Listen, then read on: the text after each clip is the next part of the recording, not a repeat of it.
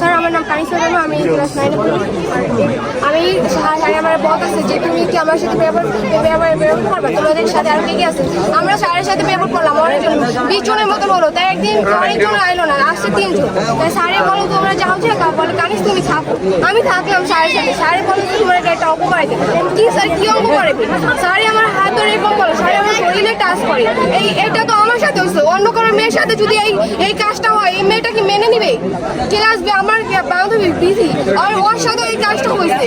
ও কি ও এই ঘটনা মেনে নিতে পারেনি। তারপর ও বাসে চলে যাওয়ার পর আর বাবা মাকে বলে, আর বাবা মা স্কুল টিসি নেওয়ার পর আগে গোপালপুর স্কুলে ভর্তি করে। এই মেয়েটা তো কোনো প্রতিবাদ করে না। এই মেয়েটা কোন শিক্ষক এটা? Colour sir. এইভাবে যে তোমাদের প্রতি এরকম অবৈধ কথাবার্তা বলছে, এই কি কেউ জানাইছো?